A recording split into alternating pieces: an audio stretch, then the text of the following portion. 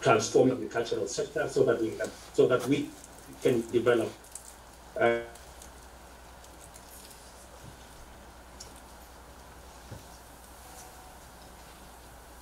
the different agricultural value chain, improve value addition, engage in agro-processing, and finally make sure that we transform our country to a manufacturing enterprise. And thirdly is to have a public funded universal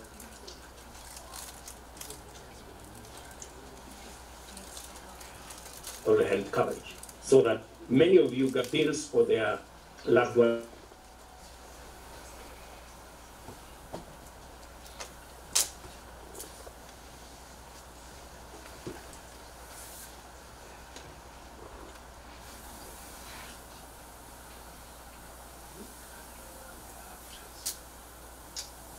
Because they are going to hospital, thousands or millions, and also their hospital bills. We were unable to implement from 2017 because unfortunately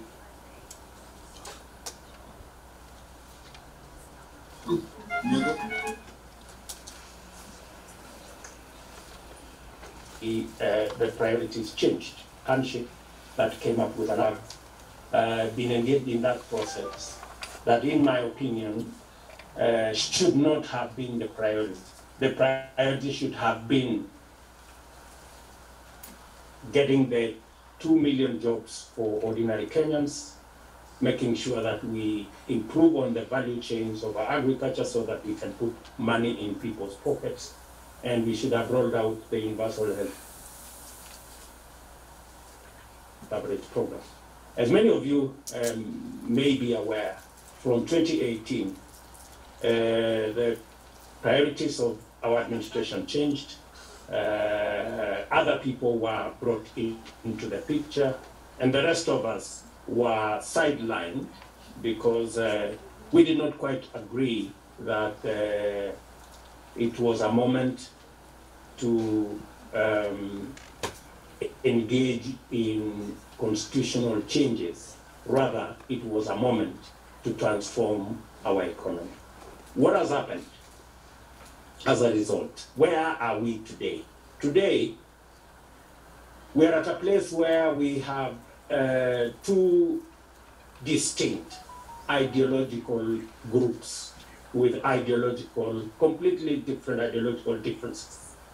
One group believes that the problem is ethnicity, and therefore you need to change the constitution so that you can create a few more positions for ethnic leaders to occupy. The Hustler Nation, which I'm a very proud member, we don't believe that the problem is ethnicity. We believe the problem is the economy. We need to sort out the economy.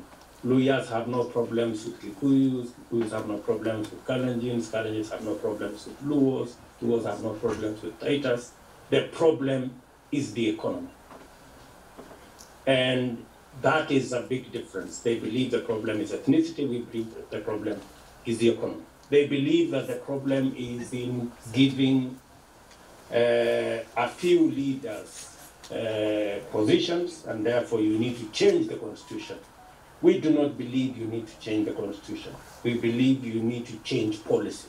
You need a bottom-up approach to our economy so that the 15 million Kenyans who are hustlers today in Kenya, because they earn less than 200 shillings a day, and most of them don't have a job, changing the constitution will not give them a job.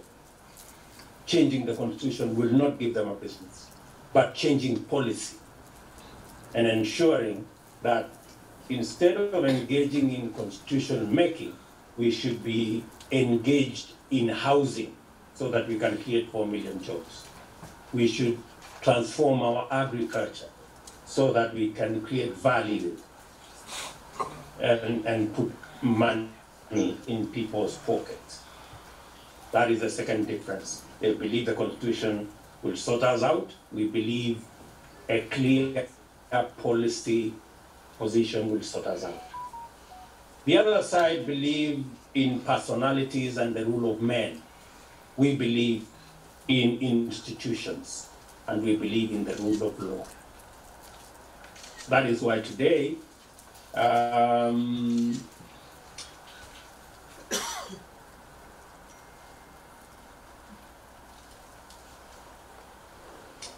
it takes 2 or 3 people to decide, across of us who have been in Jubilee, that if there is going to be a decision to be made, it cannot be made by 1 or 2 people.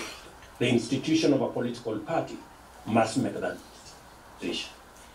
They believe that once 2 or 3 people decide that the Constitution should be changed, then it should be changed because it has been decided by 2 or 3 people. We believe that any change to the Constitution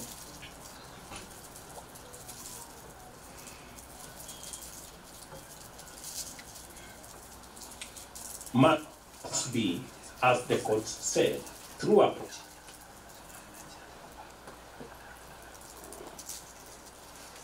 process that involves civic education, that involves process of what needs to be changed in the Constitution in a referendum. We cannot change the Constitution through shortcuts because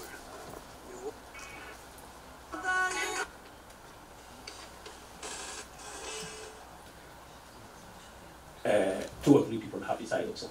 So they believe in personalities, and they believe that when men decide that should be, we believe that institutions should be the avenues and the platforms where we change the law, or we change or we make decisions, and that ultimately the rule of law must guide every step and every act and every engagement that we engage in. You may have, if you are following in the media, for example, the courts have said the whole process of BBI is unconstitutional. It is illegal, and it was done against the Constitution of Kenya. But because those people don't believe in the courts and they don't believe in the rule of law, they are telling us today reggae has been paused. You know, that nothing has changed. In fact, some of them are threatening us, or threatening the people of Kenya, that if you don't change the Constitution the way BBI wants, we are going to extend or postpone elections until, whether you like it or not, whether the courts like it or not, whether it is constitutional or not, whether it is legal or not, you must change the Constitution. When you hear those kind of people speak that way, that is impunity. That is the language of people who practice impunity. And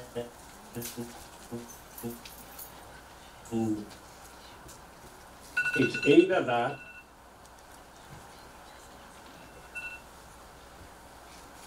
or they are high on something. And there's a wonderful difference between are focused on the problems. We are focused on the solutions. Because they are focused on problems, they want power. Their whole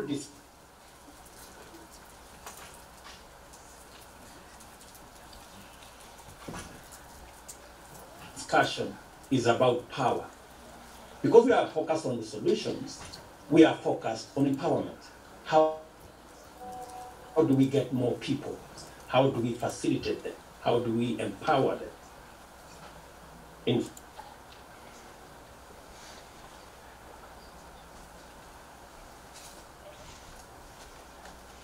fact, one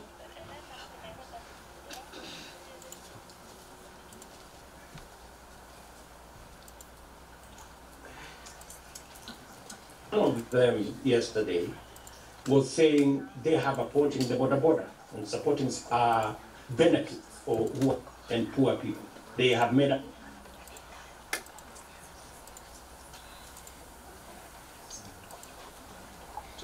a career out of keeping people in poverty, where they get a crowd of worshippers, people who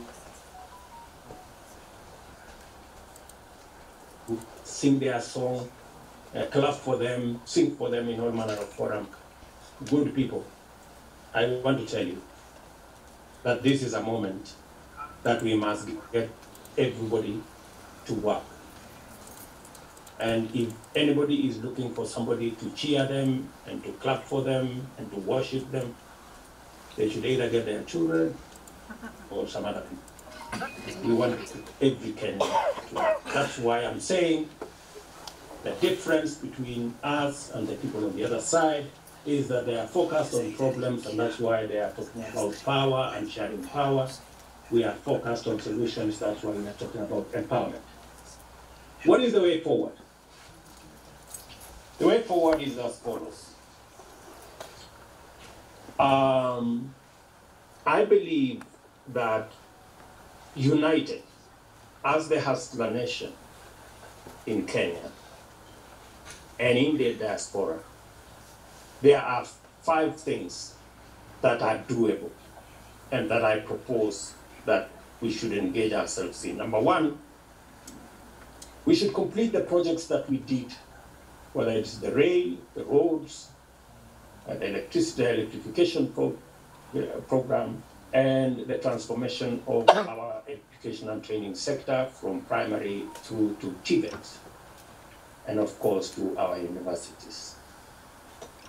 And number 2, because we have said with clarity that the challenge we have is not ethnicity, it is the economy, is to transform or to have a radical shift in our economic model from the trickle down, where we have been for all the years, resources